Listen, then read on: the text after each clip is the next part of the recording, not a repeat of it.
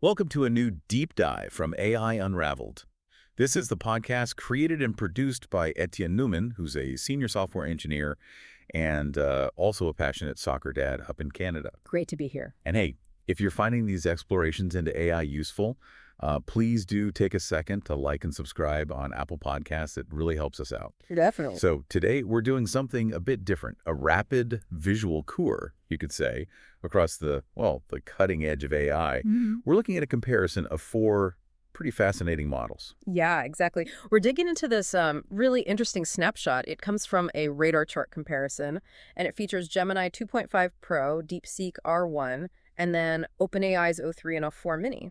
So it's a good chance to, get a quick handle on how they all stack up against each other. And this comparison, we spotted it from a Reddit post by Onoman, is really compelling because it's so visual, right? Right. You see this chart, this radar chart, and almost instantly you kind of get a feel for each model's strengths, across different areas like reasoning, language understanding. Yeah, it maps it out clearly. So our mission today basically is to really dig into what this visual benchmark is telling us about these leading AI players and their unique capabilities. And what's really interesting here, I think, is that it wasn't just like a theoretical thing. The source material, it mentions that these four models were actually given the exact same prompt. They tackled it in a real-time reasoning test. Okay. So while the Reddit post itself focuses mainly on the chart, the result, knowing there was this practical challenge behind it, adds, another layer of interest, doesn't it? Yeah, absolutely. It grounds it in reality. Okay, so let's get into the specifics then. The models themselves. The post we're looking at, it highlights what makes each one a bit different. Gemini 2.5 Pro, for instance. We're told it really emphasizes multimodal perception. Now, for someone maybe just tuning in, what's a good, tangible example of where that multimodal strength would, really shine? Okay, well, think about maybe a situation where an AI needs to understand a complex social media post. It's often not just the words, the text. There might be a photo or a video with it conveying, emotion or some extra context. Got it. So a model with strong multimodal perception, like Gemini 2.5 Pro is supposed to have, could process and, importantly, integrate both the text and the visual information to get a much richer, more accurate understanding of the whole message, the sentiment, everything. That makes sense. It sees the whole picture, not just parts. Okay, then there's DeepSeek R1, described as prioritizing reasoning and also being an open-weight model. Yes. That reasoning first part sounds, pretty crucial for tackling complex problems. What sort of tasks would a model like that really excel at? Well, a reasoning-first approach usually suggests that its core design, its training, is heavily focused on logical inference, problem-solving, that kind of thing. Okay. So this could mean it performs better in tasks needing step-by-step thinking. Things like debugging code, maybe planning complex projects with lots of dependencies. Right, intricate stuff. Exactly. Or even just answering, complex logical questions accurately. And the other part of DeepSeek R1's description, the open weight bit, why is that significant in the AI world? Yeah, that's actually a really important distinction. Open weight means the model's learned parameters, basically, the core of its knowledge, how it makes decisions, are made publicly available. Oh, interesting. It's huge for transparency, really. It lets researchers, the whole AI community, basically look under the hood. Okay. They can scrutinize it, understand how it works, maybe even build on it or tweak it for specific uses. It's a level of access you don't always get with proprietary models. Right, like seeing the AI's engine, as you said. Fascinating. Okay, now let's shift to OpenAI's o3 and o4-mini. The description says they're smaller, faster, but surprisingly capable in real-world logic. What kind of real-world logic are we talking about? And why are speed and size such key factors here? Good questions. So real-world logic generally means the sort of common-sense reasoning we humans use all the time, almost without thinking. Like, knowing if you drop a glass, it's probably going to break. Or understanding simple cause and effect. Basic stuff, but crucial. Got it. Common sense AI. Pretty much. And for models like o3 and o4-mini, being smaller and faster is a big advantage. It makes them potentially really useful for applications where you need quick answers, maybe on devices with less power, like your phone. Or for handling lots of requests quickly. Exactly, high-volume situations. So the fact they can still handle this kind of everyday logic efficiently, despite being smaller, is, quite impressive. Okay, so let's bring it back to the radar chart. Visualizing all this.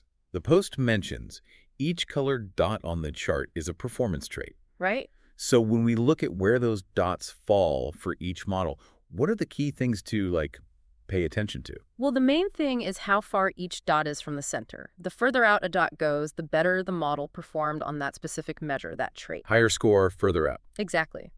But just as important is the overall shape or pattern the dots make for each model. How so? If you see a tight cluster of dots for one model, sort of close together, Mm-hmm. it suggests that model performs pretty consistently across those different tasks being measured. Okay, a balanced performance. You could say that, yeah.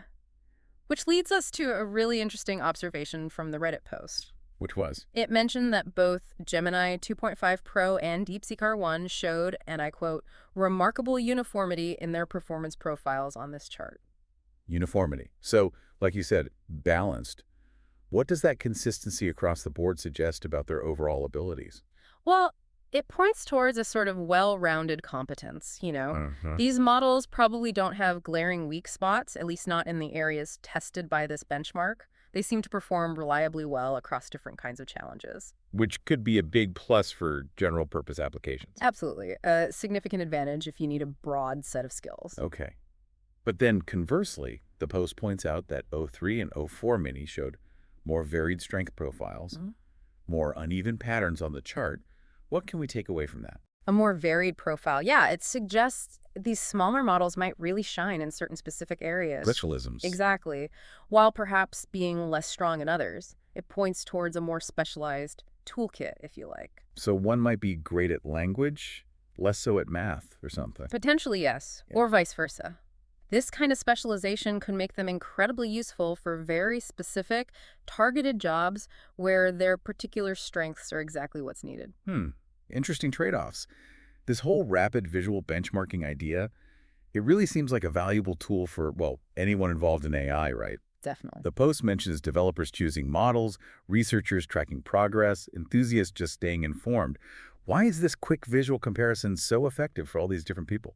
Well, think about it. For a developer, it's like an instant overview. And at a glance, look at how models compare on key things, making that tricky choice of which model to use maybe a bit easier, more efficient. Saves wading through tons of specs. Right. And for researchers, these visual benchmarks help spot trends quickly, identify areas needing more study, compare different approaches. Yeah, see the landscape shift. And for anyone just fascinated by AI, it's just an accessible way to grasp the relative strengths of these top models without needing a PhD in machine learning. It really is like a cheat sheet for the current AI state of play. And speaking of staying ahead in this fast-moving tech world, if you, or anyone listening, wants to get a serious edge, maybe master some in-demand professional certifications. Always a good idea. You really should check out Etienne's AI-powered JamGat app. It's designed specifically to help you prep for and pass, I think it's over 50 different certifications now. Fields like cloud, finance, cybersecurity, healthcare, business, loads of them. That's quite a range. Yeah, it is. We'll put the links for the JamGat app in the show notes, of course. Definitely worth a look if you're boosting your skills. Sounds useful. So, okay, bringing it all back together from this radar chart comparison, what are the main takeaways? Right. Well, it seems Gemini 2.5 Pro and DeepSeek R1 come across as pretty consistent, well-rounded performers across the board based on this test. Uniform. Yeah.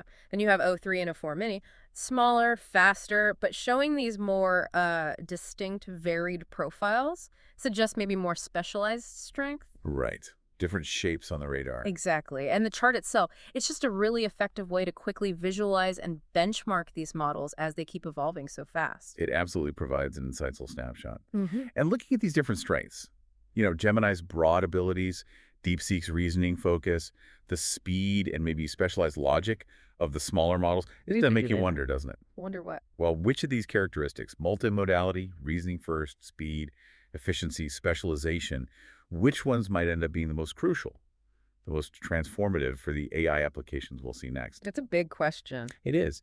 And what does that varied performance of O3 and o4-mini tell us? Does it hint at a future where maybe we see more specialized, highly efficient AI systems becoming more common for specific tasks?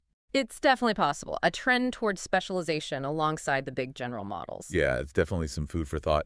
And on that note, listeners, don't forget to explore Etienne's AI-powered JamGat app if you are serious about mastering those critical professional certifications.